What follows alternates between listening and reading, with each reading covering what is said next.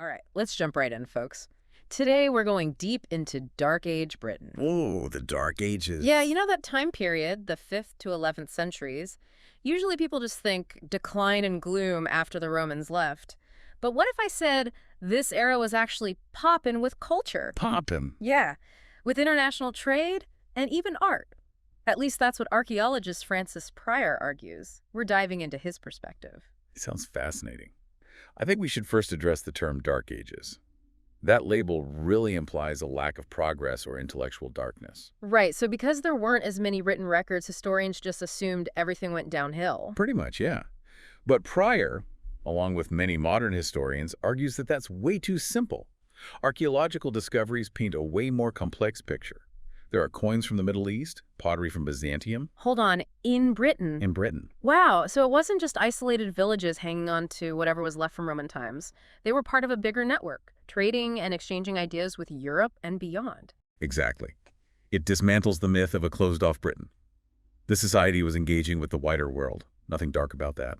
Which brings us to, well, King Arthur. Ah, yes. How does this cosmopolitan Britain fit with the image we have of knights, round tables, and, Britishness? That's where it gets really interesting. King Arthur, real or legendary, embodies this cultural fusion. The Arthurian tales, they blend Celtic mythology with Roman military traditions and even emerging Christian chivalry. So even if it's all myth, these stories tell us about a society blending influences into something unique, taking the best and making it British. Exactly, and that's Pryor's point.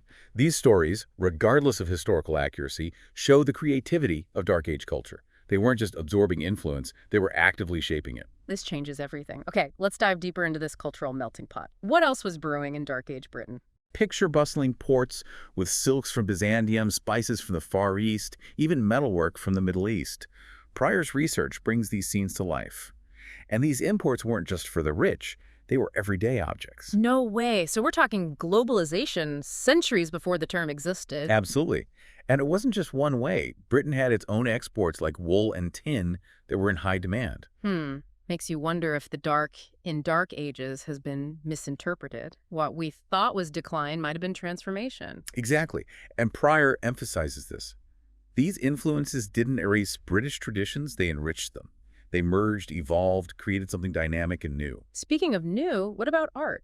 Didn't we think the Dark Ages was kind of artistically barren? That's the common perception, but Pryor says absolutely not. Look at the Lindisfarne Gospels. Oh, yeah. These manuscripts are visually stunning. They combine Celtic knotwork with Christian iconography and even hints of Eastern influence. The skill and artistry completely defy the Dark Age stereotype. I've seen them. They were amazing. Clearly, art wasn't just surviving, it was thriving. Exactly. Which leads us to another fascinating aspect of this period, the shift from paganism to Christianity. How did a new religion fit into a society already so diverse? Right. Was it a sudden shift? It's complicated. Oh. We see this period of coexistence and blending, where Christian beliefs gradually merged with existing local traditions. So not a total wipeout of old ways, but more of a merging, creating a uniquely British Christianity. Exactly. Monasteries were key here. They weren't just religious centers, but centers of learning, preserving knowledge, and spreading literacy. And they were vital for artistic production, like, remember, the Lindisfarne Gospels. So monasteries were like cultural hubs, protecting the past while shaping the future. And Pryor sees this evolution of Christianity as another example of resilience and synthesis. Instead of destroying existing beliefs, Christianity in Britain adapted. Adaptability seems like a big theme here.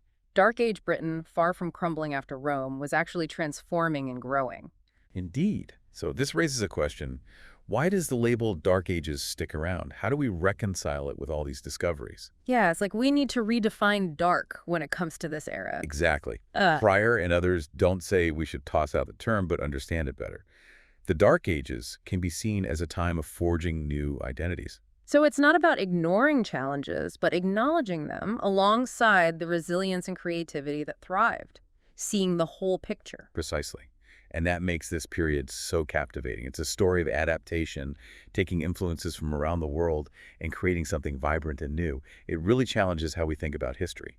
This is mind-blowing. We've got a globally connected Britain, a legendary king, artistic achievements. But what does this mean for us today? How does the Dark Ages connect to modern Britain? An excellent question. One we'll explore further in our next segment. We'll delve into this period's lasting impact on British identity. Don't go anywhere. Welcome back. We're digging deeper into Dark Age Britain. And before we jump to this part, we were talking about how this so-called Dark Age was actually a time of transformation, right? Yeah, a lot of cultural fusion happening. We've seen the evidence, globally connected, a legendary king, impressive art. It's like a totally different Dark Ages than we learned about. It is, and that's what's exciting about really getting into history. But now I think we should shift gears a bit. Okay. What about the lasting legacy of this time? How did these Dark Ages actually shape the Britain we know today?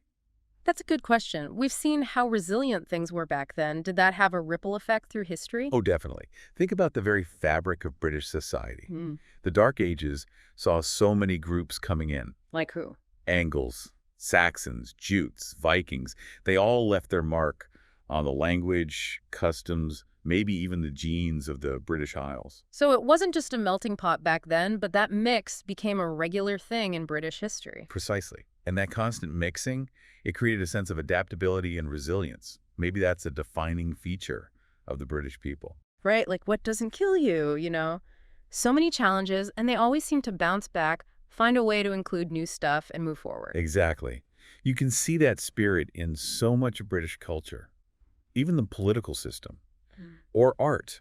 Think about the English language. Oh, yeah. It's a mix of Germanic, Romance, even Celtic influences.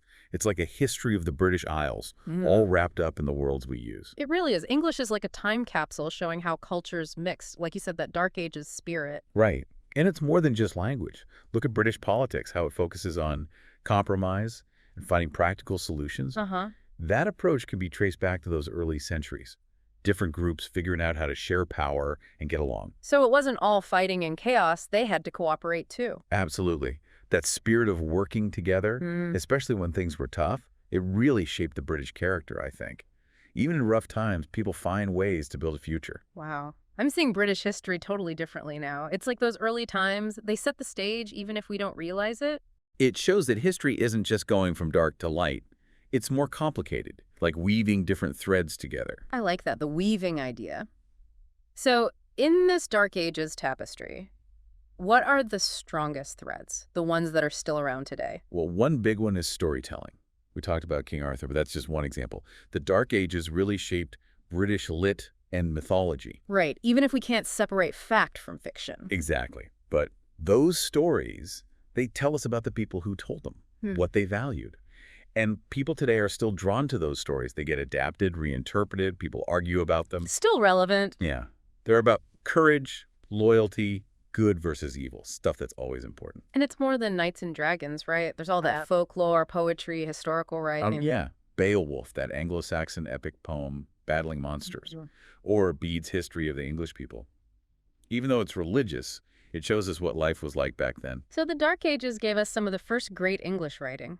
It did. So much creativity in what we thought was a dark time. And the artistic side is important too. Lindisfarne Gospels, yes, but also metalwork, jewelry, stone crosses, churches, Anglo-Saxon art and architecture. It's amazing. It's like they were bringing beauty into a world that was uncertain and changing. And we still appreciate those creations today. They remind us of that power of expression even when times are tough. A glimpse into how people dealt with change. This has been incredible. I'm really seeing the Dark Ages and how they impacted Britain in a whole new light. And we're just getting started. There's so much more to this period. Okay, so we've busted some myths, seen connections, even the long-term impact. But I have to ask, for those of us who aren't, history buffs, why should we care about the Dark Ages? That's a really good question. I think it's about perspective. Studying history, even times that feel far away, it lets us see the bigger picture of what it means to be human. So it's like using the past to understand ourselves better, to see our own challenges and successes reflected in what happened before. Exactly. The Dark Ages, with all its ups and downs, it shows us things that still matter today. Globalization, cultures mixing, how people are resilient when things are hard. And stories, right. The power of stories, those Dark Ages tales, real or not, they still grab our attention. We connect with them. Definitely. They show us the hopes and fears of people who lived a long time ago. Studying the past, it helps us understand not just history, but ourselves. What a journey. I feel like I time traveled and now I have this whole new view of history in Britain. That's the magic of a deep dive, right? Mm. We take something familiar and find new depths, things that challenge us and make us want to learn more. But there's still more to explore, more to untangle in this Dark Ages story. I'm ready for more. What's next in our Dark Age Britain adventure? Let's tackle one last big question. If King Arthur's Britain was so connected and vibrant, what other Dark Ages in history might we have misunderstood? Welcome back to our deep dive, still exploring Dark Age Britain. It's been quite a journey, hasn't it? It really has. We've seen how vibrant and connected King Arthur's Britain was, even though people usually label it a dark age. Right, and that leads us to a really interesting question. Mhm. If we got that so wrong, what other Dark Ages in history have we maybe misunderstood? Ooh, that's a big one. Like, we need a whole new way of looking at history. We might. History isn't just a bunch of dates and facts.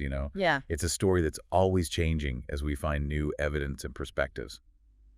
And the term Dark Ages, maybe it says more about what we don't know than what actually happened. So you're saying those dark ages, maybe they're not so dark after all, just times we don't fully understand yet. Exactly. Take the early Middle Ages in Europe, 5th to 10th centuries, roughly. Everyone thinks it was just decline after Rome fell. But maybe we're missing something, focusing on what ended instead of what began. Exactly.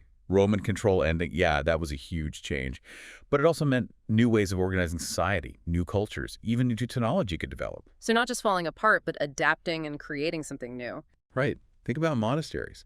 They became so important in the early Middle Ages. How so? They preserved knowledge, taught people to read and write, came up with new ways to farm. They were like centers of learning and innovation. Hmm. Knowledge didn't get lost thanks to them. Wow, working behind the scenes to keep things going? Right. And new kingdoms and empires popped up too. Yeah. Carolingians in the west, Byzantines in the east. Different from Rome, but they brought their own stability and culture. So even without Rome, there was still order and progress. History's not a straight line, is it? Not at all. Another example is what some people call the Islamic Dark Ages, after the Abbasid Caliphate fell apart.